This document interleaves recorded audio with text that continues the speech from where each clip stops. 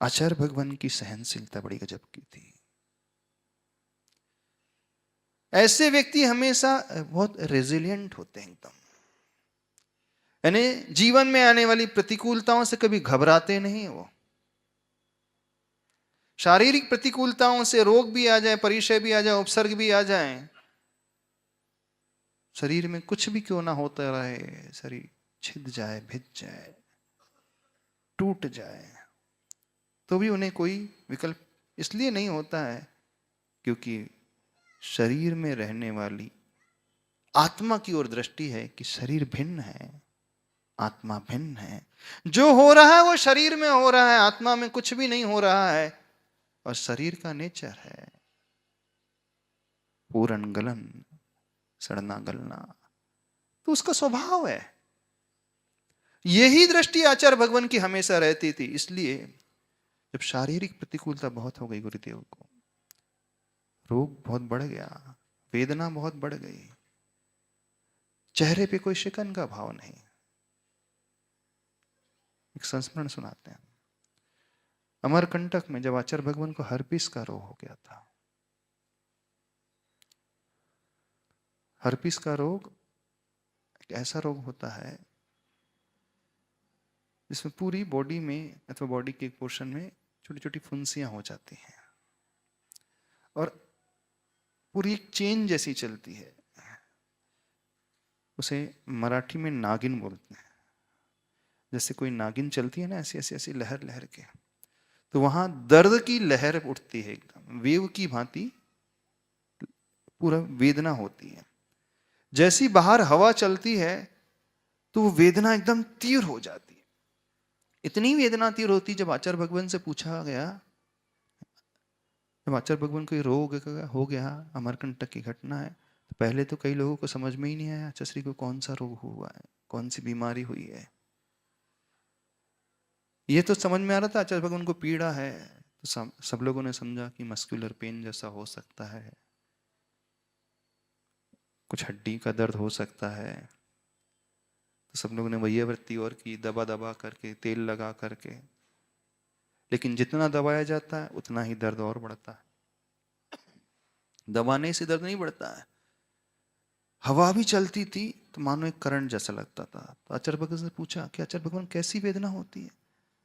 आचार्य भगवान ने कहा, मानो जैसे शरीर में फोले पड़ गए हों और फोलों को चीर करके उसमें कोई नमक मिर्ची का घोल डाल देता है ना।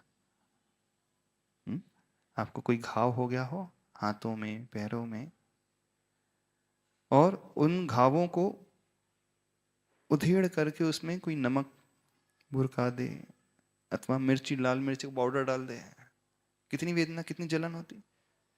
बोले जब भी कोई इसे हाथ लगाता है अथवा हवा का भी स्पर्श होता है तो पूरे शरीर में एक तरंग उठती है, वेदना की तरंग।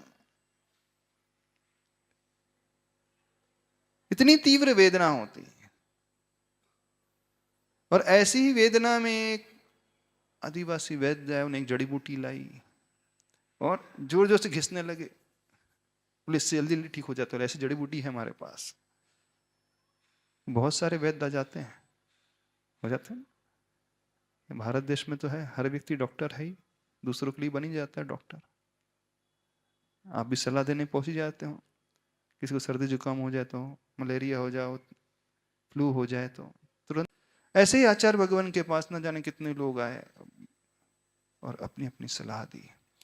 बाद में जाके पता चला कि वो हर्पीस बीमारी हुई थी। लेकिन इतनी वेदना होने के पश्चात भी, जहां बैठना भी मुश्किल होता है, खड़े होकर के गुरुदेव को आहार करना है। हवा उसमें लग रही है, पैर मूव नहीं कर सकते हैं, लेकिन आचार्य भगवान के चेहरे की प्रसन्नता दिखते बनते।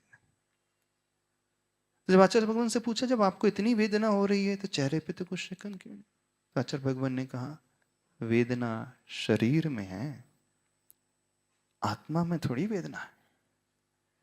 दर्द जो हो रहा है शरीर में हो रहा है, लेकिन आत्मा में तो कोई दर्द नहीं है। आत्मा तो अजर अमर है, अरूपी है।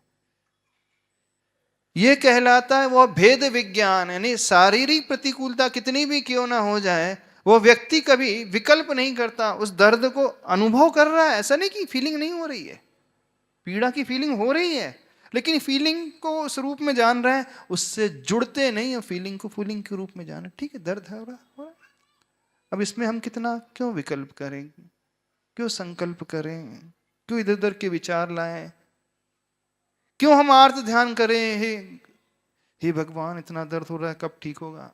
प्राय क्या होता है, सबको थोड़ा सा भी शरीर में दर्द होता है तो आप भगवान का नाम लेने लगते हैं, चिल्लाने लगते हो, ठीक ही नहीं हो रहा है, कोई दवाई लाओ, ये लाओ, वो करो।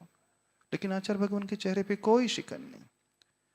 तो ऐसा व्यवहार तभी हो सकता है जिसकी गहरी भेद विज्ञान की दृष्टि, आध्यात्मिक दृष्टि, अर्थात जानने और देखने वाला स्वभाव, जिनका जो हो रहा है उसे हम जान रहे हैं, देख रहे हैं, उसमें हम राग द्वेष नहीं कर रहे हैं। तो आध्यात्मिक व्यक्ति कभी राग और द्वेष नहीं करता है, हर हाल में वह समता का परिणाम अपने भीतर रखा रहता है।